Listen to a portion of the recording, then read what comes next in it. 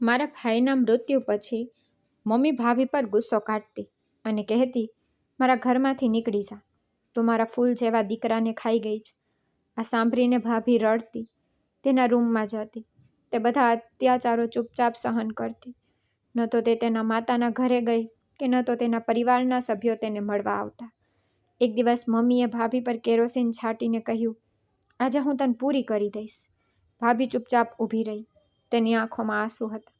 આ બધું જોઈને હું તેને બચાવવા ગઈ, પણ મારા પિતાએ મને રૂમમાં બંધ કરી દીધી. મને ખૂબ જ આશ્ચર્ય થયું, મારા પિતા પણ આટલા કડક હોઈ શકે છે. હું આ વાત પર વિશ્વાસ કરી શકી નહીં. બહારથી ચીસોના અવાજો આવવા લાગ્યા. મેં દરવાજો ખોલવાનો ઘણો પ્રયાસ કર્યો. મેં જોરથી ચીસો પાડી પણ કંઈ કરી શકી નહીં. થોડા સમય પછી જ્યારે હું બહાર આવી ત્યારે મેં જે દ્રશ્ય જોયું તેનાથી હું ડરી ગઈ. ભાભી આંગણામાં સારી રીતે ઊભી હતી અને મારી મમ્મી. આજે મારા ભાઈના લગ્ન હતા, પરંતુ લગ્ન દરમિયાન મમ્મી સતત રડી રહી હતી. કદાચ તે આ લગ્નથી ખુશ નહોતી. મમ્મીએ મારા ભાઈ માટે ખૂબ જ નાની છોકરી પસંદ કરી હતી. મારો ભાઈ 40 વર્ષનો હતો અને મારી ભાભી માત્ર 20 વર્ષની. ભાભીના પરિવારે તેમના લગ્ન કરાવવા માટે દબાણ કર્યું હતું. લગ્ન પણ ઘરે જ યોજાયા હતા. કોઈ મહેમાનોને આમંત્રણ નહોતું. લગ્નના થોડા સમય પછી ભાભીનો પરિવાર ચાલ્યો ગયો અને હું તેને મારા ભાઈના રૂમમાં છોડી ગઈ. તે સતત રડી રહી હતી. રડતી રડતી તેને પોતાની હાલત ખરાબ કરી દીધી. હું ખૂબ જ પરેશાન હતી કે કવિતા ભાભી આટલી બધી કેમ રડી રહી છે. જો તે આ લગ્નથી ખુશ નહોતી તો પછી બળજબરીથી કેમ કરવામાં આવી. પણ બધું મારાથી છુપાવવામાં આવી રહ્યું હતું. ગમે તેમ, હું લગ્નને કારણે ખૂબ થાકી ગઈ હોવાથી સૂવા માટે મારા રૂમમાં આવી ગઈ, પણ મને ઊંઘ ન આવી, કારણ કે મારું ધ્યાન ફક્ત ભાભી તરફ જ હતું. હું ખૂબ જ મુશ્કેલીથી સૂઈ ગઈ. જ્યારે હું મધ્યરાત્રિએ જાગી ત્યારે ભાભીના રડવાનો અવાજ હજુ પણ મારા રૂમમાં આવી રહ્યો હતો. હું ઊભી થઈને બહાર ગઈ તો જોયું કે મારો ભાઈ વિષ્ણુ તેના લગ્નની પહેલી રાત્રે રૂમમાં નહીં પણ બહાર સોફા પર સૂતો હતો. તેનો ચહેરો શાંત પણ ઉદાસ હતો. જે તરફ જોઈ રહ્યો હતો જાણે ઊંડા વિચારોમાં ખોવાયેલો હોય. મારી નજર ધીમે ધીમે બંધ દરવાજા તરફ ગઈ જ્યાં કવિતા ભાભી હતી.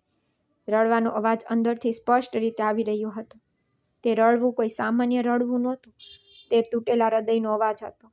એવું લાગતું હતું કે કોઈએ તેની બધી આશાઓ, સપનાઓ અને શ્રદ્ધા તોડી નાખી છે. તેને આ રીતે રડતી જોઈને મારી આંખો આંસુઓથી ભરાઈ ગઈ. દિવસભર ચૂપ રહેતી છોકરી ફક્ત ભગવાન સાથે જ પોતાનું દુઃખ શેર કરી રહી હતી. હું આગળ વધીને મારા ભાઈ પાસે ગઈ અને કહ્યું, ભાઈ, તમે અહીં કેમ સૂઈ રહ્યા છો? તે ચોંકી ગયા પણ તરત જ મોં ફેરવીને કહ્યું, દીપ્તિ, તું હજુ સૂઈ નથી? મેં જવાબ આપ્યો, ભાઈ, મને ક્યાંથી ઊંઘ આવશે? તમે ભાભી સાથે કેમ નથી? તે રડી રહી છે. મારા શબ્દો સાંભળીને તેના ચહેરા પર એક વિચિત્ર ઉદાસી છવાઈ ગઈ. કેટલી વાતો સમજી શકે નહીં દીપ્તિ. સમય આવશે ત્યારે બધું ખબર પડશે. આટલું કહીને તે પાછો ફર્યો અને ચૂપ થઈ ગયો અને હું ત્યાં શાંતિથી ઊભી રહી. પછી હું મારા રૂમમાં પાછી આવી, પણ હૃદયમાં એક તોફાન ચાલી રહ્યું હતું. સવારનો ઠંડો પવન બારીના પડદાને હલાવી રહ્યો હતો. હવામાં શાંતિ હતી પણ એક વિચિત્ર ભાર પણ હતો. હું ઉઠીને બારી પાસે ગઈ. સવારના 7 વાગ્યા હતા પણ રાતથી ઊંઘ હલી ગઈ હતી. હું દરવાજો ખોલીને બહાર ગઈ. રસોડામાં વાસણોનો હળવો અવાજ આવતો હતો. હું ત્યાં પહોંચી અને અંદરનું દ્રશ્ય જોઈને મારું હૃદય એક ક્ષણ માટે થંભી ગયું. કવિતા ભાભી ચૂલા સામે શાંતિથી ઊભી હતી અને નાસ્તો બનાવી રહી હતી. તેના ચહેરા પર ઊંડી ઉદાસી હતી. આંખો નીચે આછા કાળા કુંડાર અને સૌથી વધુ પીડા તેની સોજી ગયેલી આંખોમાં સ્પષ્ટ દેખાઈ રહી હતી. હું ધીમેથી આગળ ગઈ. ભાભી, તમે આરામ કરો, હું નાસ્તો બનાવું. તેણે મારી સામે જોયું અને હળવું સ્મિત કર્યું અને કહ્યું, ના દીપ્તિ, બધાએ સમયસર નાસ્તો કરવો જોઈએ. તેના સ્વરમાં એ જ ભેજ હતો જે ઉદાસીથી ભરેલો હતો. તેના સ્વરમાં કોઈ ફરિયાદ નહોતી, કોઈ શીકવા નહોતી, ફક્ત મૌન અને જવાબદારી દેખાતી હતી. એટલામાં મમ્મી રસોડામાં આવી. આંખોમાં ગુસ્સો, કપાળ પર વાળ, અને તેણે કડક સ્વરમાં કહ્યું, આટલો સમય કેમ લીધો? બધા ભૂખ્યા બેઠા છે અને તું હજુ પણ નાસ્તો બનાવી રહી છે? કવિતા ભાભીએ આંખો નીચી કરી અચકાતા કહ્યું, મમ્મી, હમણાં જ લાવીશ, તૈયાર છે. બકવાસ ના કર. મેં તને પહેલેથી જ કહ્યું છે કે બધા કામ સમયસર થઈ જવા જોઈએ. મેં મમ્મી તરફ જોયું અને કહ્યું, મમ્મી, ભાભી એકલી છે, થોડો સમય તો લાગશે. મમ્મીએ તીક્ષ્ણ નજરે મારી સામે જોયું અને ગુસ્સાથી કહ્યું, હવે તું પણ મને શીખવીશ?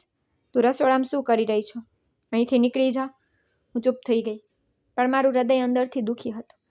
ભાઈ ટેબલ પર બેઠા હતા. મેં તેની તરફ જોયું. નિસ્તેજ ચહેરો, આંખો નીચી અને મૌન જોયું, જાણે તેની જીભ ક્યાંક ખોવાઈ ગઈ હોય. મમ્મીના દરેક નિર્ણય સાથે દલીલ કરતો ભાઈ આજે હારેલા માણસની જેમ બેઠો હતો. થોડીવાર પછી કવિતા ભાભી ટેબલ પર નાસ્તો લાવ્યા. પછી તે શાંતિથી એક બાજુ ગઈ અને ત્યાં ઊભી રહી. કોઈ આભાર માન્યો નહીં. કોઈએ તેની તરફ જોયું પણ નહીં. ઘણા દિવસો વીતી ગયા, પણ ઘરનું વાતાવરણ બદલાયું નહીં. મને લાગ્યું કે કવિતા ભાભી દિવસે ને દિવસે વધુ શાંત અને થાકેલી થતી જતી હતી. પહેલાં તે ઓછી બોલતી. હવે એવું લાગતું કે તેના ચહેરા પરથી કોઈ લાગણી ગાયબ થઈ રહી છે. અને વિષ્ણુભાઈનું વર્તન પણ વિચિત્ર બની ગયું હતું અને ઘણું બદલાઈ ગયું હતું. જ્યારે તે ઘરમાં હોય ત્યારે પણ તે એક ખૂણામાં શાંતિથી બેઠો રહેતો. ન તો તે ભાભી સાથે વાત કરતો કે ન કોઈ બીજા સાથે. સૌથી વિચિત્ર વાત એ હતી કે તેણે અત્યાર સુધી ભાભીના રૂમમાં પગ પણ મૂક્યો નહોતો. લગ્નને 3 અઠવાડિયા થઈ ગયા હતા. પણ દરરોજ રાત્રે તે ક્યારેક લોનમાં, સોફા પર, ક્યારેક પપ્પાના રૂમમાં સૂતો, જૂના પલંગ પર. એક સાંજે મેં મમ્મીને ધીમેથી પૂછ્યું, મમ્મી, ભાઈ ભાભી સાથે તેમના રૂમમાં કેમ નથી સૂતા? મમ્મીએ ગુસ્સાથી મારી સામે જોયું અને કહ્યું, તને દરેક વાતમાં દખલ કરવાની આદત છે. આ તેમનો અંગત મામલો છે. તારે ચિંતા કરવાની જરૂર નથી. તે રાત્રે હું લિવિંગ રૂમમાંથી પસાર થઈ હતી. ભાઈ ફરીથી એ જ જૂના સોફા પર સૂતા હતા. તેણે અડધે ધાબળો ઓઢ્યો હતો અને તેના ચહેરા પર ઊંડી મૂંઝવણ સ્પષ્ટ દેખાઈ રહી હતી. હું કંઈક કહેવા જતી હતી પણ અચાનક અટકી ગઈ. મારી નજર ભાભીના રૂમ પર પડી. દરવાજો અડધો ખુલ્લો હતો અને રૂમની અંદર ઝાંખો પ્રકાશ સળગી રહ્યો હતો. કવિતા ભાભી ઓશિકાને ટેકવીને બેઠી હતી. તેના હાથમાં ચાનો કપ હતો. એક ક્ષણ માટે તેની આંખો ઊંડી ખોવાયેલી હતી, જાણે તેના દરવાજા પર ઊંઘ આવી અને પછી પાછી ગઈ હોય. બીજા દિવસે મમ્મીએ તેને રસોડામાં બોલાવી અને કહ્યું, સાંભળ, આપણે આજે બપોરે લિવિંગ રૂમ સાફ કરવાનો છે અને પડદા પણ ધોઈ નાખજે. સાંજે કેટલાક મહેમાનો આવી શકે છે. કવિતા ભાભીએ શાંતિથી માથું હલાવ્યું અને સાંભળ, નાની માટે પણ કચોરી બનાવ. તેના માટે થોડું ઓછું તેલ નાખ અને લોટ પણ ભેરવો. હું આ બધું સાંભળી રહી હતી. મારા મનમાં પ્રશ્નો ઊભા થવા લાગ્યા હતા. શું નવી દુલ્હનને આ બધું કામ કરવું યોગ્ય છે? કોઈ આરામ, કોઈ આત્મીયતા, કોઈ લાગણી, બધું જાણી જોઈને તેની પાસેથી છીનવી લેવામાં આવી રહ્યું હતું. પણ કેમ? આ પ્રશ્ન મને પરેશાન કરતો હતો. બધાએ ભાભીને તે ઘરની વહુ તરીકે નહીં, પણ નોકરાણી તરીકે રાખી હતી. તેમને ફક્ત કામ કરવાની છૂટ છે. પણ કોઈ માને કે આત્મીયતા નહીં. અને ભૈયા, તેનું મૌન હવે આદત બની ગયું હતું. ફક્ત મૂંઝવણ નહીં, જાણે તેને કંઈ ખબર હોય. તે જાણે છે કે આ બધું શા માટે થઈ રહ્યું છે, પણ તે કહી શક્યા નહીં. તે રાતનું વાતાવરણ બીજી રાતો કરતાં અલગ હતું. ઘરની અંદર એક વિચિત્ર ગૂંગળામણ અનુભવાઈ. હવા પણ ભારે લાગતી હતી. કવિતા ભાભીએ રાત્રિ ભોજન રાંધ્યું અને બધાની સામે મૂક્યું અને પછી શાંતિથી રસોડામાં ગઈ. મેં જોયું કે તેના ચહેરા પર થાકની સાથે ઊંડી ઉદાસી પણ હતી, જે દરરોજ ઊંડો થતો જતી હતી. હું પણ શાંતિથી મારા રૂમમાં આવી, પણ મારું મન બેચેન હતું. વિચારો વિખરાયેલા હતા. થોડા સમય પછી અચાનક ઘરની અંદર એક જોરદાર અવાજ ગુંજ્યો. મમ્મીના રૂમમાંથી વિષ્ણુભાઈનો જોરદાર અવાજ સંભળાયો. એવો અવાજ જે મેં પહેલાં ક્યારેય સાંભળ્યો નહોતો. મમ્મી, ક્યાર સુધી? તમે મને તેના રૂમમાંથી ક્યાર સુધી દૂર રાખશો? હું પરિણીત છું. મને તેની સાથે રહેવાનો અને તેની સાથે જીવવાનો અધિકાર છે. મમ્મીનો અવાજ પણ જોરદાર થઈ ગયો. વાત કરતી વખતે સાવધાન રહેજે. તું ઘણો મોટો થઈ ગયો છે. તને ખબર નથી કે તારા માટે શું યોગ્ય છે અને શું નથી. હું જે કંઈ કરી રહી છું તે તારા ફાયદા માટે કરી રહી છું. મમ્મી, શું ફાયદો? ભાઈએ કહ્યું, શું કોઈની પત્નીથી દૂર રહેવું પણ ફાયદાકારક છે? તમે મને આ લગ્નમાં મજબૂર કર્યો અને જ્યારે હું મારો સંબંધ જાળવી રાખવા માંગુ છું ત્યારે તમે મને રોકી રહ્યા છો. તારું મોં બંધ કર. તને તારી સમસ્યા ખબર નથી. તું સમજી પણ શકતો નથી. હું આશ્ચર્યચકિત થઈને દરવાજા પાસે ગઈ. મારું હૃદય જોરથી ધબકવા લાગ્યું. તેમના શબ્દો કોઈ મોટા રહસ્ય તરફ ઇશારો કરી રહ્યા હતા, જેનો મેં પહેલાં ક્યારેય અંદાજો નહોતો લગાવ્યો. ભાઈનો અવાજ ગુસ્સાથી ભરેલો હતો અને મમ્મીના સ્વરમાં એ જ અધિકાર હતો જેનો અમે બાળપણથી ડરતા હતા. મારા જીવનના બધા નિર્ણયો તમે લઈ રહ્યા છો, પણ આ બધામાં મારી પત્નીનું જીવન બરબાદ થઈ રહ્યું છે. મમ્મી, તે દિવસ રાત કામ કરે છે. તે એક પણ શબ્દ બોલતી નથી અને તમે તેની સાથે નોકરાણી જેવું વર્તન કરો છો. મમ્મીએ જવાબ આપ્યો, તો આજે તું તેના માટે બોલીશ? મેં તે અનાથ છોકરીને આ ઘરમાં સ્થાન આપ્યું અને આજે તું મારી વિરુદ્ધ ઊભો છો? હા મમ્મી, જો હું ન્યાયનું સમર્થન કરવું ખોટું હોય તો હું આની ભૂલ હોય તો પણ હું એ કરીશ. મમ્મી ચૂપ થઈ ગઈ ને હું અંદરથી હલી ગઈ. આ એક ક્ષણ હતી જ્યારે મારા ભાઈનું મૌન પહેલી વાર તૂટી ગયું. હું દરવાજાથી દૂર જતી હતી ત્યારે અચાનક મને પાછળથી જોરદાર આંચકો લાગ્યો. દરવાજો ખુલ્યો અને મમ્મી મારી સામે ઊભી રહી. તેની આંખોમાં એક તોફાન હતું. તે એક ક્ષણ માટે કંઈ બોલી નહીં. તે ફક્ત મારી આંખોમાં જોતી રહી. તું વાતચીત સાંભળી રહી હતી? તેના અવાજમાં ઝેર હતું. ના ના મમ્મી, હું અહીંથી પસાર થઈ રહી હતી, મેં અચકાતા કહ્યું. પર હું મારી વાત પણ પૂરી કરી શકી નહીં. ત્યારે મારા ગાલ પર એક જોરદાર થપ્પડ પડી. મારી આંખોમાં અંધારું છવાઈ ગયું. હૃદય એક ધબકારા ચૂકી ગયું અને હું એક ડગલું પાછળ હટી ગઈ. મમ્મીએ ખૂબ ગુસ્સાથી કહ્યું, ફરીથી મારા રૂમની નજીક ભટકવાનું ધ્યાન રાખજે. તેનો અવાજ ગૂંજતો હતો. તારું મન હવે તારા કાબુ બહાર જઈ રહ્યું છે. તારા રૂમમાં જા અને જે કંઈ સાંભળ્યું છે તે તારા મનમાંથી કાઢી નાખ, નહીંતર હું તારી જીભ કાઢી નાખીશ. મારા હોઠ ધ્રુજવા લાગ્યા. મારી આંખોમાં આંસુ ભરાઈ ગયા, પણ મારા મોંમાંથી એક શબ્દ પણ ન નીકળ્યો. મને મમ્મીને પૂછવાનું મન થયું કે તમે શું છુપાવી રહ્યા છો? તમે આટલા કડક કેમ થઈ ગયા છો? પણ હું ચૂપ રહી અને પછી ચૂપચાપ મારા રૂમમાં આવી. હું અરીસા સામે ઊભી રહી અને મારા ગાલ પર હાથ મૂક્યો. લાલ થઈ ગયો હતો, પણ મારા હૃદયમાં દુખાવો તેના કરતાં ઘણો ઊંડો હતો. સત્ય જાણવાની આગ મારા અંદર વધુ તીવ્ર બની ગઈ હતી. હું પલંગ પર સૂઈ ગઈ. મારી આંખોમાં ઊંઘ નહોતી, ફક્ત પ્રશ્નો હતા. દરેક પ્રશ્ન પાછળ મમ્મીનો કડકપણું અને રહસ્યમય ચહેરો હતો. આ મૌનમાં થોડા દિવસો વીતી ગયા. ભાઈનું મૌન તોડવાનો કોઈ ફાયદો નહોતો. તે હજુ પણ રોજની જેમ બહાર સોફા પર સૂતા હતા. પર તે રાત્રે ભાઈએ પોતાનું મન તોડીને અમારા ઘરની દિવાલો હચમચાવી દીધી હતી. મમ્મીનું વર્તન હવે વધુ કઠોર બની ગયું હતું અને ભાઈ સંપૂર્ણપણે મૌનમાં ડૂબી ગયા હતા. પણ હવે કવિતા ભાભીની તબિયત દિવસે ને દિવસે નબળી પડી રહી હતી. પહેલી વાર મેં તેનો રંગ જોયો. તે ચમકતો ચહેરો જે પહેલી મુલાકાતમાં નિર્દોષ પ્રકાશથી ભરેલો હતો, હવે ફીકો પડી ગયો હતો. એક દિવસ હું રસોડામાં ગઈ અને તેને ત્યાં ઊભા જોયા. ગેસનો ચૂલો સળગી રહ્યો હતો અને તે થોડી ઉધરસ સાથે વાસણો ધોઈ રહી હતી. તેના હાથ વારંવાર ધ્રુજી રહ્યા હતા. ભાભી, તમે ઠીક છો? મેં ચિંતાથી તેને પૂછ્યું. તે ચોંકી ગઈ, પછી તરત જ હસવાનો પ્રયાસ કર્યો. હા, હું થોડી થાકી ગઈ છું. તમે આવો, હું તમને ડૉક્ટર પાસે લઈ જઈશ. તેણે કહ્યું, ના દીપ્તિ, ઘણું કામ છે અને તમારી માં ગુસ્સે થશે. હું ઠીક છું. તેના અવાજમાં નબળાઈ સ્પષ્ટ દેખાઈ રહી હતી, પણ હંમેશાની જેમ તે ધીરજના ધાબળા ઓઢીને ઊભી હતી. તે રાત્રે જ્યારે બધા સૂતા હતા ત્યારે હું મારા રૂમમાંથી બહાર આવી. મેં લિવિંગ રૂમમાં જોયું. ભાભી કાર્પેટ પર બેઠી હતી. તેની આંખો બંધ હતી અને તેનું કપાળ હાથમાં હતું. હું ગભરાઈ ગઈ અને તેની પાસે ગઈ અને ભાભીને પૂછ્યું, શું થયું? મને ખૂબ માથાનો દુખાવો થઈ રહ્યો છે. તેણે તેનું કપાળ પકડીને કહ્યું, કદાચ કામને કારણે હશે કે આ તમે જે જુલ્મ સહન કરી રહ્યા છો તેની સજા છે. મારા હોઠમાંથી આ શબ્દો આપમેળે નીકળી ગયા. તે કંઈ બોલી નહીં. તેની આંખો બંધ રહી. મેં તેનો હાથ પકડી રાખ્યો. તે બરફ જેવો ઠંડો થઈ રહ્યો હતો. મેં કહ્યું, કાલે આપણે ડૉક્ટર પાસે જઈશું. તમે હવે સહન નહીં કરો ભાભી. જો મમ્મીને ખબર પડી જાય તો શું થશે?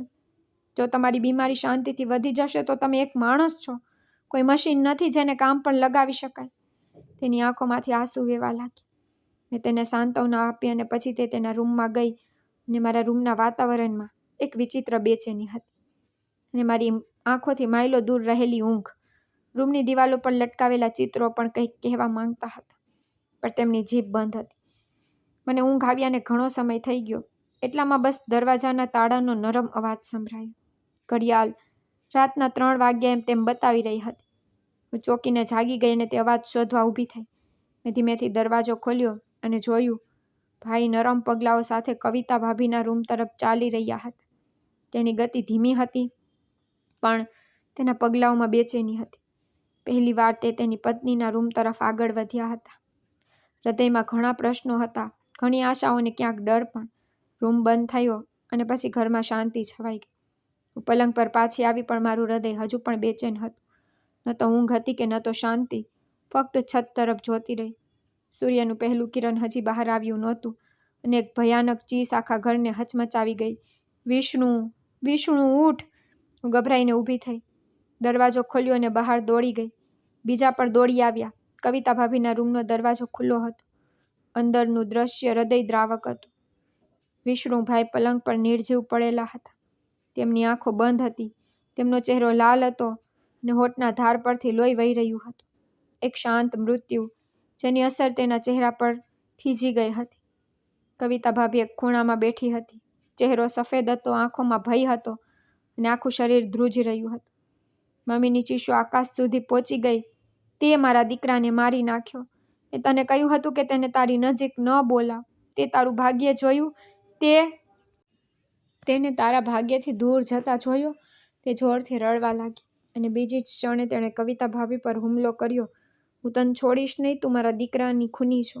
હું વચ્ચે આવી ગઈ. મમ્મી, પહેલાં જુઓ શું થયું છે. મને બધું ખબર છે. આ છોકરી મારા દીકરાના મૃત્યુનું કારણ છે.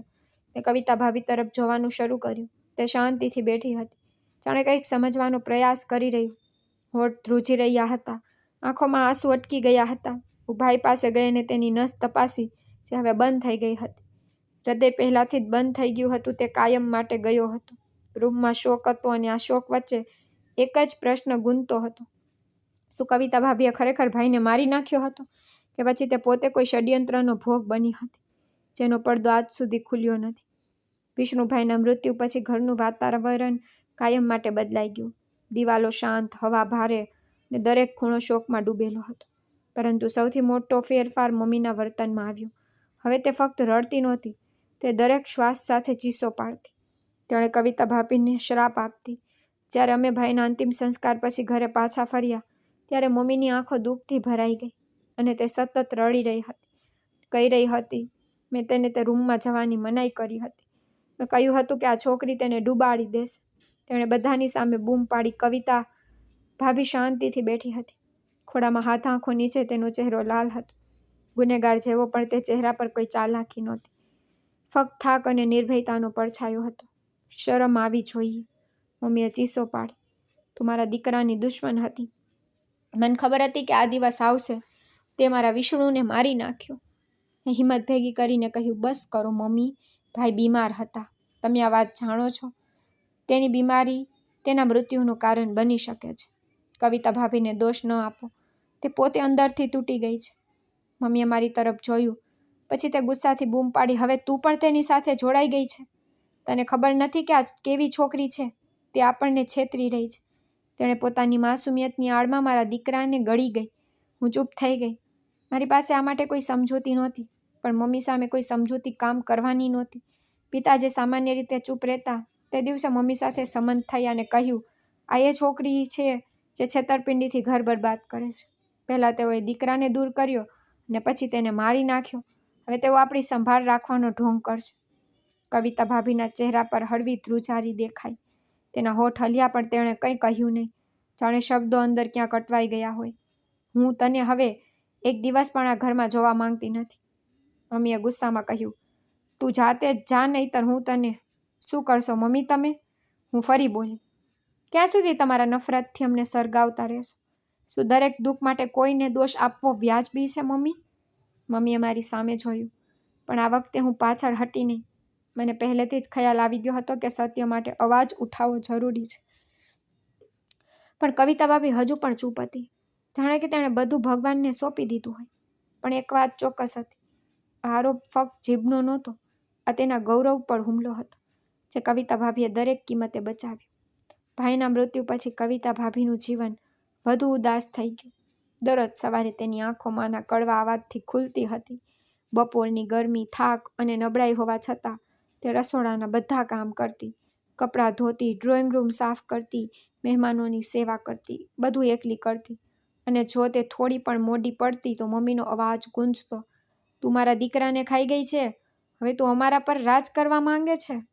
ઘણીવાર વચ્ચે આવીને કવિતા ભાભીને સહારો આપવાનો પ્રયાસ કરતી, પણ મમ્મી મારી વાત સાંભળવા તૈયાર નહોતી.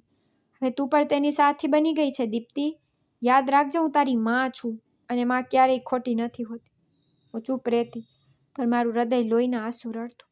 પિતા જે પહેલાં નરમ સ્વભાવના હતા, હવે તેઓ માં જે કહે તે સાથે સંમત થવા લાગ્યા. જ્યારે પણ હું તેમને કંઈ કહેતી ત્યારે તેઓ ફક્ત આટલું જ કહેતા, તારી માં જે કંઈ કરી રહી છે તે સાચું છે. તે છોકરીએ અમારા દીકરાને અમારી પાસેથી છીનવી લીધું. હવે તેને સજા ભોગવવી પડશે. એવું લાગવા લાગ્યું કે કવિતા ભાભીનો ગુનો ફક્ત વિધવા બનવાનો નહોતો, પણ આ ઘરની વહુ બનવાનો હતો. તે તેમની સૌથી મોટી ભૂલ હતી. એક દિવસ કવિતા ભાભીએ હિંમત ભેગી કરીને કહ્યું, માસી, મને તાવ આવી રહ્યો છે, આજે મને થોડો આરામ કરવા દો. મમ્મીએ તેને જોરથી ધક્કો માર્યો. નાટક ના કર, મને ખબર છે કે તું શું ઈચ્છે છે. પહેલાં તે મારા દીકરાને તારા રૂમમાં બોલાવ્યો અને કહ્યું કે તે બીમાર છે.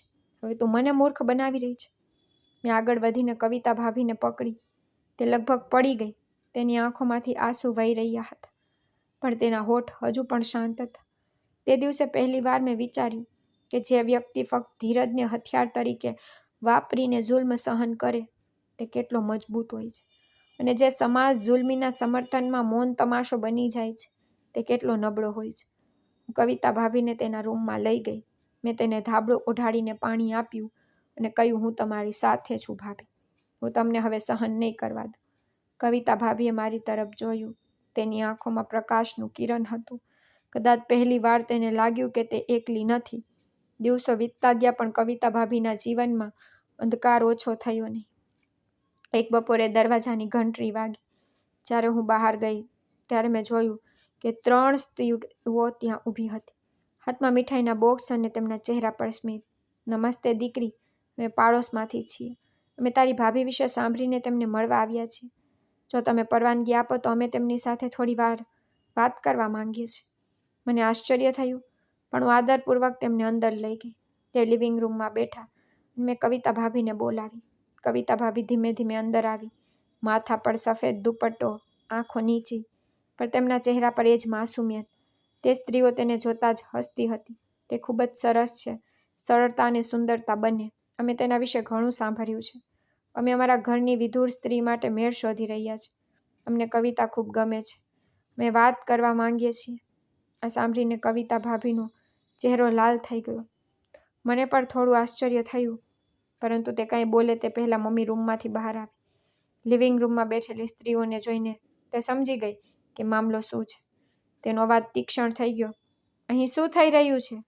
તેણે ચીડથી કહ્યું. એક સ્ત્રીએ કહ્યું, દીદી, અમે તમારી પુત્રવધુ કવિતાના લગ્ન માટે આવ્યા છીએ. જો તમને વાંધો ન હોય તો. મમ્મીનો ચહેરો ગુસ્સાથી લાલ થઈ ગયો. શું તેના સંબંધ માટે તમને લોકોને સમજ નથી? શું આ એ જ છોકરી છે જેણે મારા દીકરાને ખાઈ ગઈ? હવે તમે વિસ્તારના છોકરાઓને ફસાવીને વિધવાને ફરીથી તમારી દુલ્હન બનાવવા માંગો છો? અમે ફક્ત તેની ભલાઈ વિશે સાંભળ્યું હતું. બસ મારા ઘરમાંથી નીકળી જાઓ. આ છોકરીએ સગાઓનું માન બગાડ્યું છે. હવે વિસ્તારમાં કોઈ દ્રશ્ય ન બનાવો. મમ્મીએ ચીસો પાડી તો તે સ્ત્રીઓ શાંતિથી પાછી ફરી. તેમના ચહેરા પર પસ્તાવો સ્પષ્ટ દેખાઈ રહ્યો હતો. મેં મમ્મીને કહ્યું, મમ્મી, તમે તેને આટલી બધી ખરાબ વાતો કેમ કહી? તે સારા ઈરાદા સાથે આવી હતી. ચૂપ રહો દીપ્તિ, મમ્મીએ ચીસો પાડી. તને કંઈ ખબર નથી, આ બધું કાવતરું છે. આ કમનસીબ છોકરીને માન પાછું લાવવાની યુક્તિ છે. દિવાલ સાથે ઝૂકીને ઊભી રહેલી કવિતા ભાભી તરફ જોવા લાગી. તેની આંખોમાં આંસુ હતા, પણ તેના ચહેરા પર હજુ પણ એ શાંત લાચારી અને મજબૂરી. મારા હૃદયમાં એક ઊંડે લાગ્યું કે આટલું બધું સહન કર્યા પછી પણ કોઈ વ્યક્તિ ચૂપ કેમ રહે છે? આ બધું સાંભળ્યા પછી પણ ભાભી ચૂપ રહે છે, તે મારી સમજની બહાર હતું. થોડા દિવસોમાં જ પાડોશમાં અફવાઓ ફેલાઈ ગઈ. કેટલાકે ફળફળાટ મચાવ્યો તો કેટલાક તેનું નામ લઈને કહ્યું કે તે યુવાન વિધવા માટે લગ્નનો પ્રસ્તાવ આવ્યો છે. તેનામાં કંઈક ખાસ હોવું જોઈએ, તેથી જ તેને વિધવા હોવા છતાં લગ્નનો પ્રસ્તાવ મળી રહ્યો છે. અહીં અપરિણીત સ્ત્રીઓને લગ્નનો પ્રસ્તાવ નથી મળી રહ્યો. શું તે ખરેખર તેની સાસુ જે કહે તે જેવી જ છે? જ્યારે અફવાઓ મમ્મીના કાન સુધી પહોંચી ત્યારે એવું લાગ્યું કે તેનું હૃદય આગથી ભરાઈ ગયું છે. તે સાંજે કવિતા ભાભી રસોડામાં શાંતિથી રોટલી બનાવી રહી હતી. તે જ સમયે મમ્મી ગુસ્સાથી ગર્જના કરતી અંદર આવી અને કહ્યું, તો હવે તે પાડોશના પુરુષોને લલચાવા લાગી છે. લિવિંગ રૂમમાં બેસીને આખો સમય પુસ્તકો વાંચે છે. આ તારો ઉછેર છે? તેથી જ તું મારા ઘરમાં મારા દીકરાની વિધવા તરીકે બેઠી છે. કવિતા ભાભીએ આઘાતમાં મમ્મી તરફ જોયું. ના, મેં કંઈ નથી કર્યું. ખોટું, મમ્મીએ ચીસો પાડીને કહ્યું. મને બધું ખબર છે. લગ્નનો પ્રસ્તાવ લાવનારી સ્ત્રીઓએ કહ્યું હતું, તારું નામ પુરુષોમાં લેવામાં આવે છે. લોકો તારી સુંદરતા અને તારી ભવ્યતા વિશે વાત કરે છે. તે પાડોશના લોકોને પણ તારા માટે પાગલ બનાવી દીધા. આ સાંભળીને કવિતા ભાભીની આંખોમાંથી આંસુ વહેવા લાગ્યા. તે તરત જ પાછળ હટી ગઈ અને ધ્રુજતા અવાજે કહ્યું, ભગવાન જાણે છે કે મેં કોઈ ભૂલ કરી નથી. હવે હું તને સત્ય બતાવીશ. મમ્મી ખૂબ ગુસ્સાવાળા સ્વરમાં બોલી અને ગુસ્સામાં તેણે રસોડાના વાસણો ઉપાડીને જમીન પર તોડી નાખ્યા. પછી તેણે કવિતા ભાભીને જોરથી હલાવી. તું મન બદનામ કરશે? મારા ઘરને અને મારા દીકરાના મૃત્યુને રૂસવા કરશે? હું તને જીવતી નહીં છોડ. તું દોડતી આવ. મેં મમ્મીના હાથ રોકી દીધા. મમ્મી રોકાઈ જાઓ, ભાભી નિર્દોષ છે. તે કોઈની સાથે વાત પણ કરતી નથી. તેણે શું ગુનો કર્યો છે? મમ્મીએ મારી સામે જોયું. પછી મારા ગાલ પર જોરથી થપ્પડ મારી. જો તું હવે તેનો સહારો આપશે તો હું તને પણ આ ઘરમાંથી કાઢી મૂકીશ. કવિતા ભાભી જમીન પર પડી હતી. તેણે પોતાના હાથથી પોતાનો ચહેરો ઢાંકી દીધો, જાણે આખી દુનિયાની નજરથી પોતાને છુપાવવા માંગતી હોય. તે રાત્રે જ્યારે બધા સૂઈ ગયા ત્યારે હું શાંતિથી કવિતા ભાભીના રૂમમાં ગઈ. તેની આંખો સૂજી ગઈ હતી. તેના ચહેરા પર વાદળી રંગના નિશાન હતા. હું તેની પાસે બેઠી. તેનો હાથ પકડીને કહ્યું, ભાભી, હું જાણું છું કે તમે નિર્દોષ છો અને હવે આ બધું સમાપ્ત કરવાનો સમય આવી ગયો છે. ભાભીએ મારી સામે જોયું, ચૂપચાપ. તેની આંખોમાં એક થાકેલી હિંમત હતી, જાણે તેણે નક્કી કરી લીધું હોય કે હવે કાં તો તેણે બધું સહન કરવાનું બંધ કરવું પડશે અથવા તે સંપૂર્ણપણે તૂટી જવું પડશે. બીજા દિવસે મેં કવિતા ભાભીને લિવિંગ રૂમમાં બેઠેલી અને શાંતિથી શાકભાજી કાપતી જોઈ. તેના હાથ ધ્રુજતા હતા. તેના કપાળ પર પરસેવો હતો. રસોડામાંથી મમ્મીનો જોરદાર અવાજ આવ્યો, નાસ્તો હજુ રાંધ્યો નથી? શું મરી ગયો છો? હું કવિતા ભાભી પાસે દોડીને ગઈ. ભાભી, તમે આરામ કરો, હું નાસ્તો બનાવીશ. તે કંઈક કહેવા જતી હતી ત્યાં મમ્મી ત્યાં આવી. શું તું પણ હવે આ કામ કરીશ? વકીલ બનવા આવી છે? મેં પહેલીવાર સીધી નજરે મમ્મી તરફ જોયું. હા, હું કરીશ, કારણ કે હવે હું આ જુલ્મ સહન નહીં થવા દઉં. ભાભી પણ એક માણસ છે, કેદી નહીં. મમ્મીની આંખો પહોળી થઈ ગઈ. તે શું કહ્યું? હવે તું મારી સામે જીભ ચલાવશે? મમ્મીએ કહ્યું, મેં ઘણું સહન કર્યું છે. મેં તમારી બધી વાતો માની, પણ આજે નહીં. કવિતા ભાભીને આટલો બધો ત્રાસ આપવાનો તમને કોઈ અધિકાર નથી. ભાઈના મૃત્યુથી અમે બધા દુઃખી છીએ, પણ તેના માટે કોઈ નિર્દોષને દોષ આપવો એ અન્યાય છે. મમ્મીએ ચીસો પાડી અને કહ્યું કે જો એક શબ્દ પણ બોલીશ તો. મેં કહ્યું, તમે શું કરશો? તમે મને પણ મારી નાખશો? મને પણ ક્રૂર કહેશો? અને તેણે મારા ગાલ પર જોરથી થપ્પડ મારી. આ તારી પરવરિશ છે? તું મારી સાથે દલીલ કરશે? મારું માથું નમી ગયું, પણ મારી આંખોમાં આંસુ નહોતા. મને ખબર હતી કે આ થપ્પડ મારા શરીર પર નહીં, પણ મારી હિંમત પર મારી હતી. પણ હવે હું નબળી નહોતી. મમ્મી, મેં ધીમેથી કહ્યું, આ મારી પરવરિશ એ છે કે હું સત્ય માટે અવાજ ઉપાડું છું, ભલે તે મારી માની વિરુદ્ધ હોય. બાજુમાં બેઠેલા પિતા બધું જોઈ રહ્યા હતા, પણ હંમેશાની જેમ ચૂપ હતા. હવે તેમનું મોઢ પર મને દુઃખ આપવા લાગ્યું. તેઓ મા સાથે હતા કે પછી તેમનો અવાજ ક્યાંક ખોવાઈ ગયો હતો.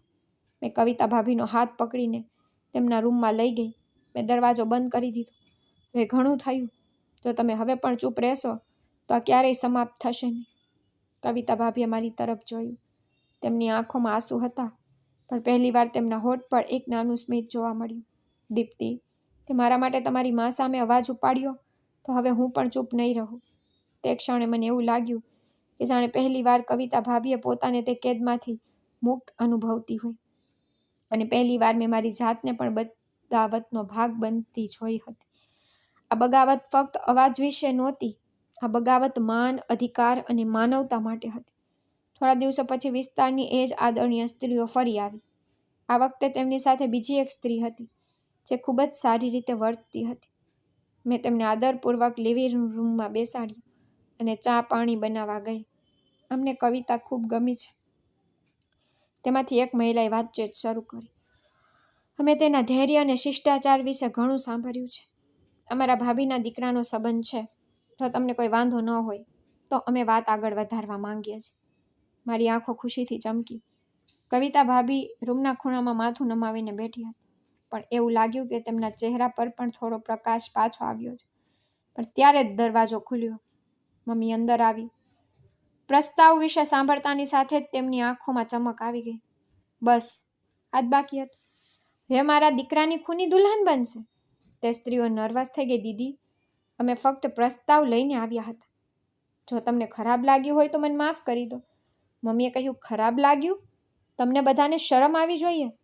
આ છોકરી મારા દીકરાને ખાઈ ગઈ અને હવે તમે બધા તેને ફરીથી તમારી વહુ બનાવવા માંગો છો? મેં તમને ફરીથી આ ઘરમાં પગ ન મૂકવાની મનાઈ કરી હતી. સ્ત્રીઓ એકબીજા તરફ જોતી રહી. પછી શાંતિથી ઊભી થઈ અને ચાલી ગઈ. તે ચાલી ગઈ, તેના ગયા પછી દરવાજો બંધ થઈ ગયો અને મમ્મીએ કવિતા ભાભી પર હુમલો કર્યો. મેં તને કહ્યું હતું કે તું મનુષ્ય છો, તેથી તું મારા દીકરાને ગળી ગઈ. હવે તું નવા સંબંધો શોધી રહી છે. તું એક આફત છે જે આ ઘરમાં આવી છે. કવિતા ભાભી શાંતિથી ઊભી રહી. તેના ચહેરા પર કોઈ લાગણી નહોતી, પણ તેની આંખો નીચી અને ધ્રુજતું અસ્તિત્વ તેની સ્થિતિ કહી રહ્યા હતા. હું આગળ ગઈ. મમ્મી બસ. કવિતા ભાભીને ફરીથી પોતાનું જીવન શરૂ કરવાનો અધિકાર છે. તમે તેના પર દોષ મૂક્યો, પણ શું તમારી પાસે કોઈ સબૂત છે? શું? હવે તમે બસ કરો. મમ્મીએ ફરીને મારી સામે જોયું. તું પણ હવે તેને સહારો આપવા લાગી છે? તું મારી પ્રતિષ્ઠાને કલંકિત કરવા માંગે છે? તેણીએ ગુસ્સામાં કહ્યું. મેં કવિતા ભાભીનો હાથ પકડ્યો. અમે ફક્ત અમારો અધિકાર માંગી રહ્યા છીએ અને અમે આ અધિકાર છીનવી લઈશું.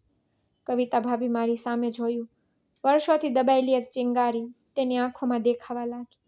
તે સાંજનું વાતાવરણ અલગ હતું, જાણે ઘરની દિવાલો પર રડી રહી હોય.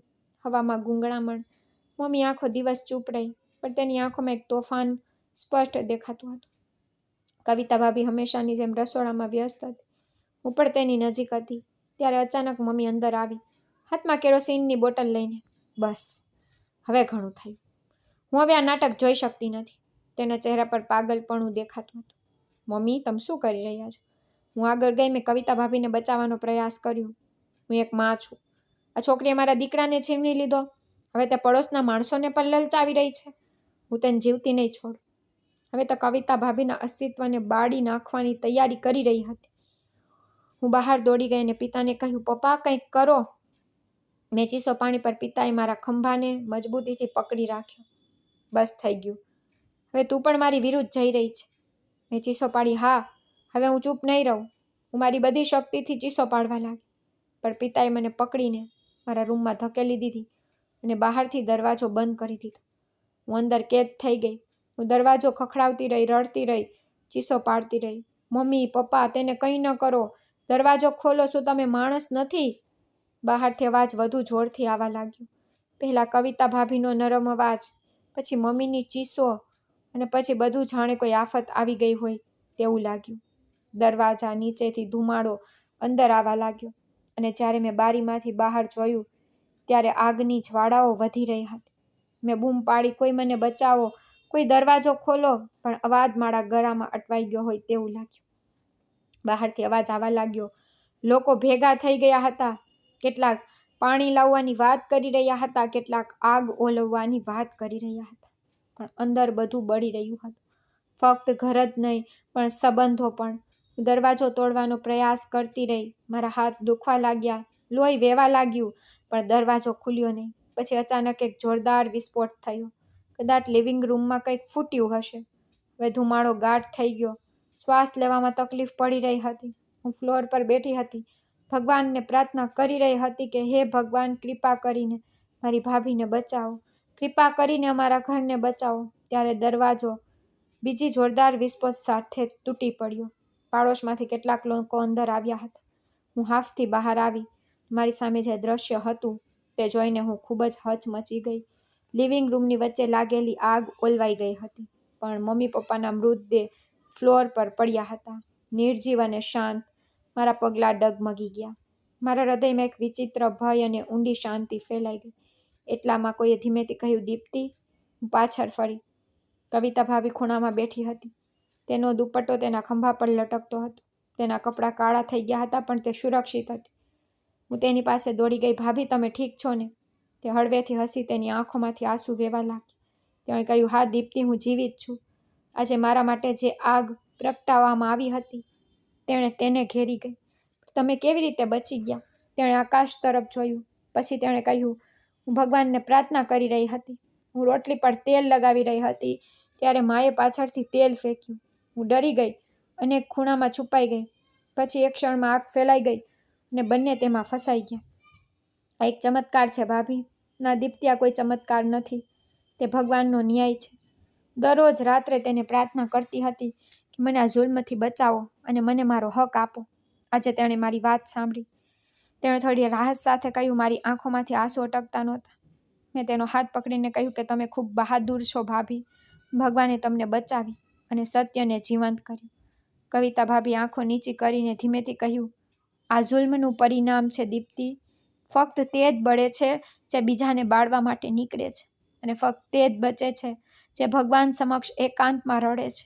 તે દિવસે મને ખબર પડી કે પ્રાર્થનામાં વહેતા આંસુ દુનિયાની સૌથી મોટી આંખને પણ બુઝાવી શકે છે. રાત કાળી થઈ રહી હતી, પણ ઊંઘ આંખોમાંથી ભાગી ગઈ હોય તેવું લાગતું હતું. મેં બંનેના અંતિમ સંસ્કાર કર્યા અને તેમને સ્વતંત્રતા આપી.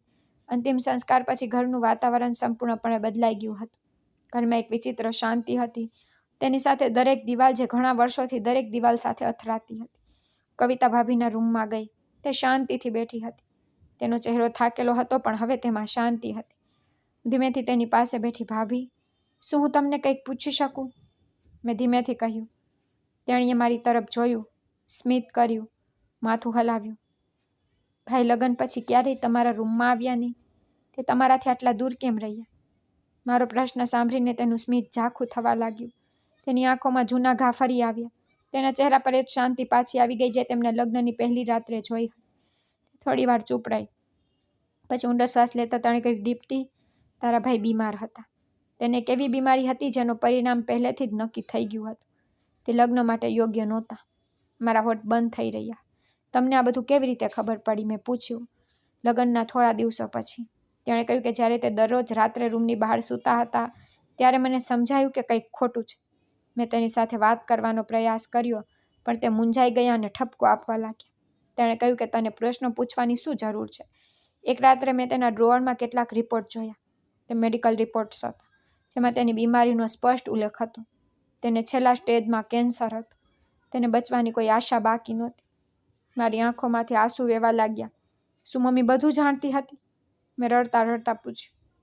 કવિતા ભાભીએ કહ્યું, હા, મમ્મી બધું જાણતી હતી, પણ છતાં તેણે મારા લગ્ન તેની સાથે કરાવી દીધા. હું એક લાચાર છોકરી હતી, જે તેની આંખોમાં ફક્ત દાસી બની શકે છે. તે જાણતી હતી કે વિષ્ણુ લાંબા સમય જીવશે નહીં, અને તેને મારા જેવી છોકરીની જરૂર છે જે દરેક આદેશનું પાલન કરે. તો આ બધું તમારી અને ભાઈ સાથે છેતરપિંડી હતી? કવિતા ભાભી આકાશ તરફ જોયું. મમ્મી હંમેશા કહેતી હતી કે હું આ બધું તારા ફાયદા માટે કરી રહી છું. વાસ્તવિકતા એ હતી કે તે આ બધું પોતાના ફાયદા માટે કરી રહી હતી.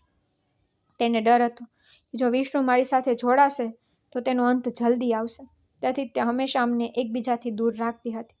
પણ પછી તે રાત્રે ભાઈ તમારા રૂમમાં કેમ આવ્યા? મેં પૂછ્યું. કારણ કે તે રાત્રે વિષ્ણુએ પહેલીવાર મમ્મીની કેદ તોડવાની હિંમત કરી હતી. તેને ખ્યાલ આવી ગયો હતો કે સમય ખૂબ ઓછો છે. તે ફક્ત મારી સાથે થોડી ક્ષણો જીવવા માંગતા હતા. પણ કમનસીબી તે મારી સામે મૃત્યુ પામ્યા, અને તેના મૃત્યુ માટે મને દોષી ઠેરવવામાં આવી. ચૂપ થઈ ગઈ. મારી આંખો ભીની થઈ ગઈ અને મારું હૃદય ભરાઈ ગયું. કવિતા ભાભીએ મારો હાથ પકડ્યો. મેં દીપ્તિ ક્યારેય કોઈની ફરિયાદ કરી નહીં, કારણ કે હું માનતી હતી કે ભગવાન બધું જોઈ રહ્યા છે અને તે ચોક્કસ પોતાના સમયને ન્યાય કરે છે. આજે તે સમય આવી ગયો છે. તેણે રડતા રડતા મને કહ્યું. મેં તેને સાંત્વના આપી. હવે ઘર અને પડોશ પહેલાં જેવું નહોતું. અમે પહેલાં પણ એકલા હતા, પણ હવે સત્યની લહેરે મૌનમાં જોડાઈ ગઈ હતી.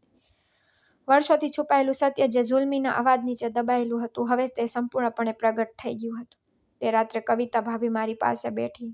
તે ઠંડો શ્વાસ લઈ રહી હતી. તેના ચહેરા પર તે શાંતિ હતી જે સત્યતા કઈ પછી આવે છે. દીપ્તિ, હું તને બીજી એક વાત કહું. કવિતા ભાભીએ ધીમેથી કહ્યું. મને આઘાત લાગ્યો. મેં કહ્યું, કહો. તમારી માએ મારા લગ્ન ફક્ત અને ફક્ત પોતાના ફાયદા માટે કરાવ્યા હતા. તે જાણતી હતી કે વિષ્ણુ બીમાર છે. ડૉક્ટરે સ્પષ્ટ કહ્યું હતું કે તે ફક્ત થોડા મહિના જીવવાનો છે. છતાં તેમણે મારા લગ્ન કરાવી દીધા. કવિતા ભાભીએ ભીની આંખોથી મારી સામે જોયું, કારણ કે તેમને એક મફત નોકરાણી જોઈતી હતી. એક છોકરી જે લાચાર હોય, યુવાન હોય અને જે ન તો પ્રશ્ન પૂછે કે ન તો જવાબ આપે. ફક્ત તેમના દરેક આદેશનું સામે માથું ઝુકાવતી રહે. તમને આ કેવી રીતે ખબર પડી? મેં ધીમેથી પૂછ્યું. જ્યારે મેં વિષ્ણુના રિપોર્ટ્સ જોયા ત્યારે બીજા દિવસે મેં મમ્મીને પૂછવાની હિંમત કરી, અને તેણે કહ્યું કે આ બધું તારા ભલા માટે છે. તું ખૂબ નસીબદાર છે કે અમારા ઘરે આવી. તેના સ્વરમાં કોઈ આભાર નહોતો, ફક્ત ગર્વ હતો. ભાભીની આંખોમાં ફરી એક જૂનું દુઃખ ઉભરી આવ્યું. તો ભાઈ, તે પણ આ ષડયંત્રમાં સામેલ હતા? મેં ધ્રુજતા અવાજે પૂછ્યું. ના દીપ્તિ, તે ખૂબ જ નબળા પડી ગયા હતા, બીમાર અને એકલા હતા. તેને લાગ્યું કે તે મારા માટે લાયક નથી, તેથી તે પોતે મારાથી દૂર થઈ ગયા. મારી આંખોમાંથી આંસુ વહેવા લાગ્યા. આ બધું જાણ્યા પછી પણ તમે કોઈને કંઈ કહ્યું નહીં? ભાભી હળવેથી હસી. હું એક અનાથ હતી દીપ્તિ. મારી પાસે ન તો ઘર હતું કે ન તો આશ્રય. માનની શોધમાં મેં જીવનની સૌથી મોટી ભેટ ગુમાવી દીધી. પણ મને ભગવાનમાં શ્રદ્ધા હતી. મને ખબર હતી કે તેમનો ન્યાય ક્યારેય શાંત રહેતો નથી. તે ફક્ત મોડો આવે છે. મેં તેને જોવાનું શરૂ કર્યું કે તે ફક્ત એક પત્ની નહોતી, તે એક બલિદાની હતી. અને મારી માએ તેના પર જે ક્રૂરતા લાદી તે ક્રૂરતા નહોતી, પણ તેના પોતાના વિનાશનું કારણ બની હતી. મારી મા અને પિતાના મૃત્યુ પછી બધું જ બંધ થઈ ગયું હોય તેવું લાગતું હતું. ઘરમાં ફક્ત દિવાલો હતી જેની સાથે હવે કોઈ ફરિયાદ નહોતી. હવે વિસ્તારના લોકો તેને ટોણા મારવા કરતાં વધુ સહાનુભૂતિથી જોતા હતા. પહેલાં કવિતા ભાભીને કમનસીબ કહેવાતા, હવે લોકો તેને જોઈને પોતાની આંખો નીચી કરતા હતા. કદાચ આ એ સમય હતો જ્યારે સત્ય ધીમે ધીમે પોતાનો ચહેરો દેખાડવા લાગ્યું હતું. એક સાંજે જ્યારે હું છત પર ઊભી હતી, કવિતા ભાભી નીચે આંગણામાં તુલસી પાસે બેઠી હતી. તેના હાથમાં એક જૂનું સુતરાઉ કાપડ હતું જેના પર તે ગૂંથતી હતી. તેની આંગળીઓ નાજુક હતી, પણ તેમાં એક અલગ પ્રકારનો આત્મવિશ્વાસ હતો. હું નીચે આવીને તેની પાસે બેઠી અને ભાભીને પૂછ્યું, તમે શું કરો છો? કવિતા ભાભીએ હળવું સ્મિત આપ્યું અને કહ્યું, દીપ્તિ, હું સીવણ કામ શરૂ કરવાનું વિચારી રહી છું. કંઈક તો કરવું પડશે ને? મેં ઉત્સાહથી કહ્યું, આ ખૂબ જ સારો વિચાર છે ભાભી. તમે ખૂબ સારું કામ કરો છો, મને ખબર છે. જો તમે ઈચ્છો તો તમે ટ્યુશન પણ ભણાવી શકો છો. તમારી સમજાવવાની રીત ખૂબ સારી છે. ભાભીએ મારી વાત ગંભીરતાથી સાંભળી. પહેલીવાર તેના ચહેરા પર કેટલીક વિચાર રેખાઓ દેખાઈ. જાણે હવે તે પોતાના જીવનની દિશા પોતે નક્કી કરવા જઈ રહી છે. થોડા અઠવાડિયા પછી અમે પાડોશની કેટલીક સ્ત્રીઓ સાથે વાત કરી. કેટલાક મિત્રો અને પાડોશીઓ જે જૂના સમયમાં કવિતા ભાભી પ્રત્યે શાંતિથી સહાનુભૂતિ રાખતા હતા, મેં બધાને કહ્યું કે ભાભી સીવણ શીખી ગઈ છે અને હવે કામ શરૂ કરવા માંગે છે. અમારી પુત્રવધૂના લગ્ન છે બીજા મહિને. એક સ્ત્રીએ કહ્યું કે જો કવિતા બહેન અમારી દીકરીઓ માટે બ્લાઉઝ સીવે તો ખૂબ જ ઉપકાર થશે. આ પહેલો ઓર્ડર હતો. મેં કહ્યું કે કેમ નહીં, તમે મને કાપડ આપો. તેણીએ મને કાપડ આપ્યું. હું ખૂબ ખુશ થઈ અને ભાભીને જઈને આપ્યું. તે જ દિવસે તેણીએ બ્લાઉઝ સીવવાનું શરૂ કર્યું અને 2 દિવસ પછી જ્યારે તે બ્લાઉઝ પાછું લઈને તેના ઘરે ગઈ ત્યારે સ્ત્રીની આંખો ચમકી ગઈ. બહેન, તમે ખૂબ સારું કામ કરો છો. તેણીએ પૈસા પણ આપ્યા અને સિલાઈ માટે થોડા વધુ કપડાં પણ આપ્યા. ધીમે ધીમે ઓર્ડર વધવા લાગ્યા. કવિતા ભાભી દિવસ દરમિયાન ઘરકામ કરતી હતી અને સાંજે તે તેના રૂમમાં બેસીને સીવતી હતી અને હું તેનો નાનો સહારો બની ગઈ. એક દિવસ મેં ભાભીને પૂછ્યું કે શું તમે ટ્યુશન શરૂ કરશો? તેણી હસી. પાડોશમાં એક છોકરી છે, તે 6ઠા ધોરણમાં અભ્યાસ કરે છે. તેની માં કહી રહી હતી કે તે સમજી શકતી નથી. તેને યોગ્ય રીતે શીખવવા માટે કોઈની જરૂર છે. મેં કાલથી તેને બોલાવવાનું વિચાર્યું છે. તેણે કહ્યું, હા, બોલાવી લે. બીજા દિવસે પહેલીવાર ભાભીએ એક વિદ્યાર્થીને ભણાવી. તેની શૈલી શાંત અને સરળ હતી. તે બાળકોની સમજણ મુજબ બધું સમજાવતી હતી. થોડા અઠવાડિયામાં બાળકો તેની પાસે આવવા લાગ્યા. નવી ઓળખ. અને હવે કવિતા ભાભી ફક્ત વિધવા નહોતી. તે હવે એક મહેનતુ સ્ત્રી હતી જેની આંખોમાં એક ધ્યેય હતો, જેનું નામ વિસ્તારમાં આદરથી લેવામાં આવતું હતું. પહેલાં જે લોકો તેના વિશે બડબડાટમાં વાત કરતા, હવે તે જ લોકો કહે છે કે આપણે કવિતા ભાભી જેવી હિંમત ક્યારેય જોઈ નથી. તેની સાદગીમાં કોઈ નબળાઈ નહોતી, પરંતુ એક પ્રકારની સુંદર શક્તિ હતી. એક દિવસ તે વિસ્તારની તે જ સ્ત્રીઓ જે પહેલાં પ્રસ્તાવ લઈને આવી હતી તે ફરીથી તેને મળવા આવી, પણ આ વખતે તેમની શૈલી અલગ હતી. હવે કવિતા ભાભીને કોઈ સહારાની જરૂર નહોતી. એકે કહ્યું કે તે પોતાનો સહારો બની ગઈ છે. મેં જોયું કે કવિતા ભાભીના ચહેરા પર કોઈ ગુસ્સો નહોતો, ફક્ત એક શાંત સ્મિત હતું. એ સ્મિતમાં શાંતિ હતી. એક બપોરે એક પત્ર આવ્યો. તેમાં લખ્યું હતું, પ્રિય કવિતા, હું રાજીવ છું. હું તમને ઓળખતો નથી, પણ તમારા વિશે ઘણું સાંભળ્યું છે. મારી ભાભીએ મને કહ્યું કે તું ખૂબ જ હિંમતવાન સ્ત્રી છે. હું પોતે એક શિક્ષિકા છું અને મેં મારા જીવનમાં ઘણું જોયું છે. હું કોઈ સંબંધ લાદવા માંગતો નથી. હું ફક્ત મિત્રતાનો હાથ લંબાવી રહ્યો છું. જો તમે ઈચ્છો તો આપણે કોઈ દિવસ મળી શકીએ છીએ. રાજીવ. ને પત્ર વાંચ્યો અને કવિતા ભાભીને આપ્યો. તે ચૂપ રહી. તેણે 2 દિવસ સુધી કોઈ જવાબ ન આપ્યો. ત્રીજા દિવસે તેણે કહ્યું, દીપ્તિ, હવે મને ડર નથી. જો આદર અને સન્માનતાની વાત હોય તો હું વિચારી શકું છું, પણ હવે હું કોઈ પણ નિર્ભય નહીં રહીશ. થોડા મહિના પછી કવિતા ભાભીએ વિસ્તારની બહાર એક નાનું ટ્યુશન સેન્ટર ખોલ્યું. હવે તે દરરોજ ડઝન બંધ બાળકોને ભણાવતી. સીવણ કામ પણ ચાલતું હતું. તેણે પોતાના હાથે પોતાના માટે એક અલગ દુનિયા બનાવી હતી. એક એવી દુનિયા જેમાં તેની ઓળખ, તેનું આત્મસન્માન અને તેનું સત્ય હતું. હવે તે ચૂપ ન રહી. જ્યારે કોઈ નવું બાળક આવતું ત્યારે તે પ્રેમથી તેના માથા પર હાથ મૂકીને કહેતી, માણસ એ છે જે દરેક પરિસ્થિતિમાં કંઈક શીખે છે. દુઃખ હોય કે સુખ, બધું જ શીખવા માટે આવે છે. મેં તેની તરફ જોઈને વિચાર્યું કે ભાભી ફક્ત મારી ભાભી નથી, તે એક ઉદાહરણ છે. જીવન દ્વારા નકારાયેલી દરેક છોકરી માટે એક પાઠ છે. આ અંત નથી પણ શરૂઆત છે. ભાભીની વાર્તા અહીં પૂરી ન થઈ. તેણીએ તેના દુઃખને પોતાની શક્તિ બનાવી અને હું તેને સહારો આપતી રહી, કારણ કે હવે તે એકલી નહોતી. હવે તે બધી છોકરીઓનો અવાજ બની ગઈ હતી, જેમની પાસેથી કોઈ તેમની સંપત્તિ વિના બધું છીનવી લેવા માંગે છે. ભાભી હવે ફક્ત એક નામ રહી નહોતી. તે દરેક અત્યાચાર સામે ઇનકાર કરતી હતી, જે માનવીને માનવ માન્યા વિના કરવામાં આવતો. તે જ સમાજ માટે એક પ્રશ્ન હતી, જે સ્ત્રીઓના મૌનને તેની મંજૂરી માને છે. સૌથી ઉપર તે સર્વશક્તિમાનની પ્રાર્થનાનો જવાબ હતી, જે સાંભળે છે પણ ન્યાય કરવામાં સમય લે છે. કવિતા ભાભીનું ટ્યુશન સેન્ટર ધીમે ધીમે વિકસ્યું હતું. પાડોશ તેમજ નજીકના વિસ્તારોના લોકો તેમના બાળકોને ભણવા મોકલવા લાગ્યા. દરેક દિવસ હવે તેના માટે એક હેતુ સાથે શરૂ થયો હતો. કોઈને કંઈક શીખવવું, કોઈના ડરને હરાવવું અને કોઈની દુનિયા થોડી સારી બનાવવી. સીવણકામ હવે શોખ કરતાં વધુ ઓળખ બની ગયું હતું. પડોશની છોકરીઓ અને સ્ત્રીઓ હવે તેની પાસેથી કામ શીખવા આવવા લાગી હતી. કવિતા ભાભી એકલા રહેતા તે દિવસો હવે પૂરા થઈ ગયા હતા. હવે તે બીજાઓ માટે સહારો બની ગઈ હતી. એક દિવસ પડોશમાંથી એક નવપરિણીત કન્યા રડતી કવિતા ભાભી પાસે આવી. તેનો ચહેરો સોજી ગયો હતો. તેની આંખોમાં ડર સ્પષ્ટ દેખાઈ રહ્યો હતો કે હું ભાભી કોને કહું? મારા સાસરિયાના ઘરમાં બધા શાંત છે. આટલો માર ખાધા પછી મેં મારા પર વિશ્વાસ ગુમાવી દીધો છે. કવિતા ભાભીએ તેનો હાથ પકડીને તેણે તેના માથા પર હાથ મૂક્યો અને કહ્યું, તું એકલી નથી. તું જે સહન કરી રહી છે તે મેં પણ સહન કર્યું છે. ફરક માત્ર એટલો છે કે મેં મૌનને ધીરજ માન્યું હતું. હવે મને ખબર પડી ગઈ છે કે મૌન જુલ્મને વધુ શક્તિ આપે છે. તારે બોલવું પડશે અને હું તારી સાથે ઊભી છું. કવિતા ભાભીએ માત્ર સુજાતાને સહારો આપ્યો જ નહીં, પરંતુ મદદ માટે મહિલા આયોગનું પણ સંપર્ક કર્યો. ત્યાં કેસ નોંધાવવામાં આવ્યો અને સુજાતાને ન્યાય મેળવવાનો માર્ગ મળ્યો. આ ઘટના પછી કવિતા ભાભીએ તેના ટ્યુશન સેન્ટરમાં અઠવાડિયામાં એકવાર મહિલા સભા પણ શરૂ કરી. પાડોશની મહિલાઓ અને છોકરીઓ ત્યાં આવતી હતી.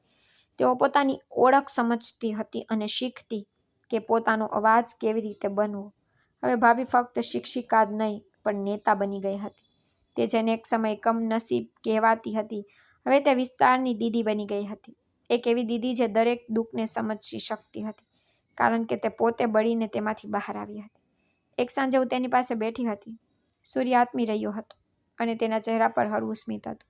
ભાભી, શું તમે ક્યારેય વિચાર્યું હતું કે તમે આટલી મોટી ઉદાહરણ બનશો? મેં તેને પૂછ્યું. તેણીએ હસીને કહ્યું કે મેં ફક્ત અત્યાચારમાંથી બહાર આવવાનો પ્રયાસ કર્યો હતો, પણ કદાચ સર્વશક્તિમાન મને તે માર્ગ પર દોરી ગયા, જે બીજાઓ માટે પણ પ્રકાશ બને. અને હું ફક્ત તેને જોતી રહી. મારી ભાભી જે હવે ફક્ત મારી હિંમત નહીં, પણ આખા વિસ્તારની હિંમત બની ગઈ હતી. ઘણા મહિનાઓ આમ જ પસાર થઈ ગયા. ઘરની જૂની દિવાલો હજુ પણ એવી જ હતી, પરંતુ વાતાવરણ સંપૂર્ણપણે બદલાઈ ગયું હતું. હવે તે હવેલીમાં ચીસો ગુંજતી નહોતી. હવે ટોણા અને આંસુઓને બદલે શાંત મહેનત અને સ્મિત હતું. જો ક્યારેય કોઈ સ્ત્રી તૂટેલી લાગે તો સમજો કે તે મજબૂત બનવાની તૈયારી કરી રહી છે. જે આગમાંથી બચી જાય છે તે રાખમાં ફેરવાઈ જાય છે, પણ જે આગમાંથી બહાર આવે છે તે એક ઉદાહરણ બની જાય છે. મિત્રો, આશા કરું છું કે તમને અમારી વાર્તા ગમી હશે. જો તમને વાર્તા ગમી હોય તો વિડીયો લાઈક કરો. જો તમે ચેનલ પર નવા છો તો ચેનલને સબસ્ક્રાઈબ કરો અને હા, નોટિફિકેશન બેલ જરૂર દબાવો, જેથી તમને આગળની અપડેટ પહેલાં મળે. ધન્યવાદ.